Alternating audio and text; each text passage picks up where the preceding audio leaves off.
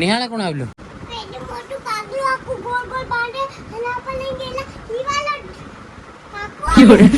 કાકો આવ્યો ગાડી જ ના આવી ગઈ. કોણ પહેલી ઉઠેલું? મોડી ઉઠો એટલે ગાડી ના આવી જાય. હા મેલવા આવ ગઈ હે? હા મેલવા આવ. ખાવા ખાઈ લીધું? ચાલે હું જો ઊંઘળે નહીં હા ફ્રેશ થાવ બહાર નીકળે. તો નમસ્કાર મિત્રો, જય જોહાર, જય આદિવાસી દોસ્તો. સવારમાં આપણો વ્લોગ ચાલુ થઈ ગયો છે અને આપણે હજુ નાયા પણ નથી અને લીસા અને પ્રિયલને મૂકવા જવાનું છે. તો આપણી ભાષામાં ફટાફટ મોં ધોઈ દઈએ અને આ લોકોને મૂકી આવ્યા. ફરી આવીને શાંતિથી નહીશું કેમ કે નિશાળનો ટાઈમ વહેલો છે. તો આજનો વ્લોગ મસ્ત ચાલુ થઈ ગયો છે. તો બને રહો વ્લોગમાં. આપણે થોડા ફ્રેશ થઈ અને આ લોકોને મૂકી આવીએ અને ફરી આવીને નહીશું. ચાલ લીલું બાય બાય કર દે. બાય બાય કર દે.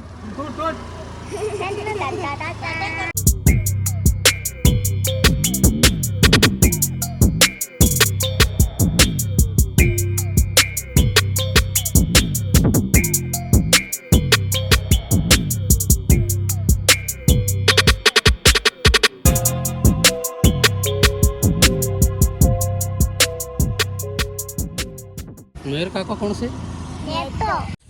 તો ફાઇનલી દોસ્તો લીસા અને પ્રિયલને મૂક્યા છે નિશાળે અને એના પછી આપણે આવી ગયા છે ખેતરે કેમ કે ગયા દિવસે આપણે આ ઝાડ 2 રોપ્યા હતા. એક છે કટાર, એક છે સિક્કુ.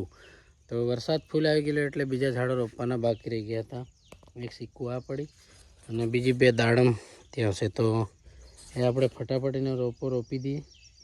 લગભગ ત્યાં રોપવાનું પ્લાનિંગ છે અને બીજું ત્યાં રોપવાનું પ્લાનિંગ છે. તો રોપી દઈએ ફટાફટ. અને આ બે સીમાઈ બી ગયા છે કેમ કે આજે લાયો લગભગ 3 દિવસ થઈ ગયા છે એટલે. તો આગળ જે સિક્કુ રોપી હતી ત્યાં જોઈ શકો છો. તો ત્યાં નાના સિક્કુ પણ હતા. તો ત્યાંથી ડગરા આવ્યા ને ફરતી વખતે ખાઈ ગયા. વાંધો નહીં, વળી જાય. બાકી ધ્યાન બહુ રાખવું પડશે, નાની મોટી વાડ પણ કરવી પડશે.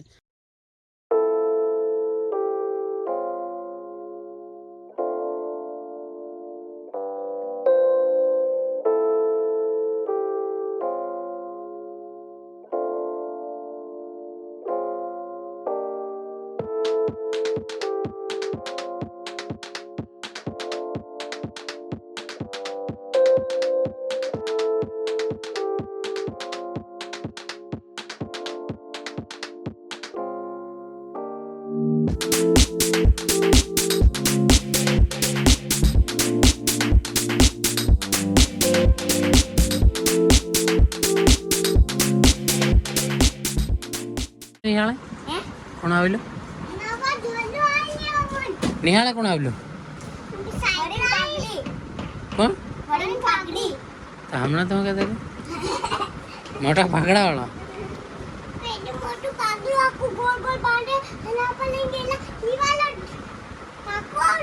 એ વાળો કાકો આવ્યો. પાઘડો હતો કે નહીં હતો? ભારે મોટો પાઘડો હતો કે?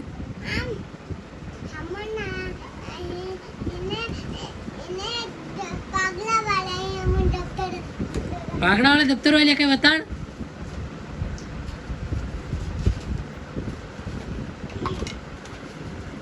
પાઘડા વાળા દફતર વાળા વરિંગ બાબે એ વરિંગ બાબો કહેવાય. વરિંગ બાબો કઈ કહેવાય લે અત્યારે શું દેખો કઈ હવે આ એટલે પાઘડા વાળા આવ્યા. શું નામ એનો પાઘડા વાળાનું? હે શું કહેતેલા તમે?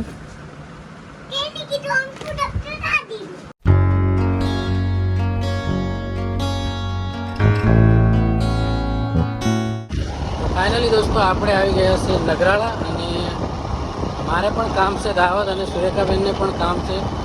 તો ટાઈમ લાગશે વધારે.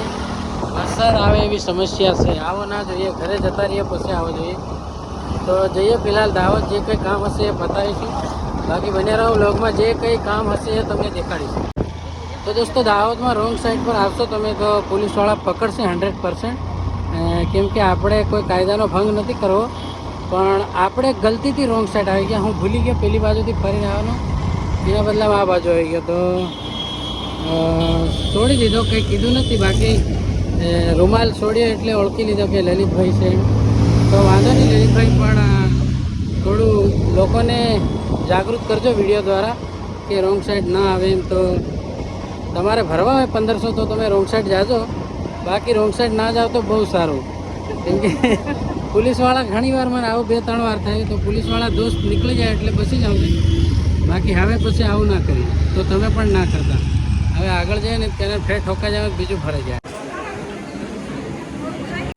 ફાઇનલી આપણે આવી ગયા છે રતલામી હોટલ પર નાસ્તો કરવા માટે. જે કંઈ કામ હતું એ કામ તો હાલમાં અડધું થયું છે, તો નાસ્તો કરવા આવ્યા છે. તો નાસ્તો કરી અને ફરી જઈશું કામ માટે. તો હાલમાં આપણે ડાયટ પર છે, નથી ખાવું પણ સુરેખા ખવાડે છે, પણ ફેર બી નથી ખાવું. વજન ઉતારવો જ છે કેમ કે વધારે થઈ ગયો. તો આ છે રતલામી હોટલ. અહીંયા હર ટાઈમ હર ઘડી અહીંયા ફૂલ ભીડ રહેશે જમવા માટેની, કે અહીંયા નાસ્તો જમવા માટે જોરદાર મળી જશે. તો આપણે તો નથી કરતા નાસ્તો આજે, સુરેખાબેન નાસ્તો કરે. ચાલો ભાઈ, ફાઇનલી સુરેખાબેને નાસ્તો કરી લીધો. હવે આપણે જઈએ જે કામ માટે આવ્યા છે એ કામ પૂરું. કેમ કે કામ તો આપણું થઈ જતું, પણ બધા લોકો જમવા જતા રહ્યા એટલે થોડો ટાઈમ લાગશે. તો જઈએ હવે, બધા લોકો જમીને આવી જાય એટલે આપણે જઈ શકીએ.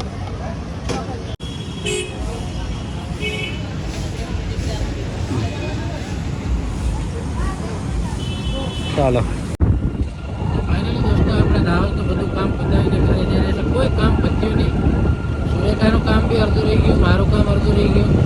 દિમાગનો અટકો થઈ ગયો. ઘણીવાર એવા કામ આવી જાય છે ને કે એ કામ નહીં થાય તો મગજ ખરાબ થઈ જાય. માથું દુખતેલું તે બી બંધ થઈ ગયું. તો હવે કાલે ફરી લગભગ જવું પડશે. તો હમણાં ફિલહાલ વરસાદ હતો પાછળ, અને આપણા ઘરોની નજીક વરસાદ છે નથી. તો હવે જઈએ ઘરે અને દેખીએ રીલ બનાવવા જઈશું તો જઈશું, નહીં તો માથું હજી દુખે છે, દિમાગ ખરાબ છે. તમને દેખાડીશું. બને રહો. દોસ્તો ફાઇનલી આપણે દાવતથી ઘરે આવી ગયા છે અને ઘરેથી આપણે આવ્યા છે ખેતર પર. ખેતર પર આવતા આવતા તમે વરસાદનો મોસમ જોઈ શકો છો. હાલ લગભગ નાઇટમાં આજે ખૂબ સારો વરસાદ થશે એવી સમસ્યા છે ખરી. પણ જે કામ માટે આપણે ગયા હતા દાવત, એમાં કામ અડધું થયું ને અડધું ના થયું. તો મગજ હેંગ થઈ ગયું, માથું દુખી ગયું. તો કોઈ ટેન્શન નહીં, આપણે ખુલ્લામાં રહેવાવાળા એટલે આવા ખુલ્લામાં જરીક વાર હવા ખાઈ લેવાની, એટલે આપણું ટેન્શન બધું દૂર થઈ જાય. તો ફિલહાલ આપણે આવ્યા છે ખેતર પર. હવે જઈશું ઘરે, કેમ કે સાંજનો ટાઈમ થઈ ગયો છે અને ભૂખ પણ દબાવીને લાગી છે. અને ખાસ એક વાત કહી દઉં કે વેટ વધારે વધી ગયો છે આપણો, એટલે શરીરને થોડુંક પાતળું કરવું જરૂરી છે. તો હાલમાં મેં ડાયટ લીધી છે કાલેથી. તો તમે બધા દુઆ કરજો ને ભગવાનને કે લલિતભાઈ ડાયટ ફોલો કરે. કરીશું આમ તો. આગળ મેં લગભગ 2-3 વાર વેટ કમ કર્યો છે. લગભગ એકવાર 80 ઉપર થઈ ગયેલો, તો મેં 5 કિલો વેટ કમ કરેલો લગભગ 15 થી 20 દિવસમાં. તો આવું મેં 2-3 વાર ટ્રાન્સફોર્મેશન થોડું કરેલું, પણ મેં કોઈને દેખાડ્યું નહીં. પણ આ વખતે આપણે સારું ટ્રાન્સફોર્મેશન કરીશું એવું મને લાગે છે. તો ઘણા લોકો એમ કહેશે કે વાદળા પાણી લેવા જાય. તો ચાલો આજે તમને દેખાડી દો વાદળા પાણી લેવા કેમ જાય છે.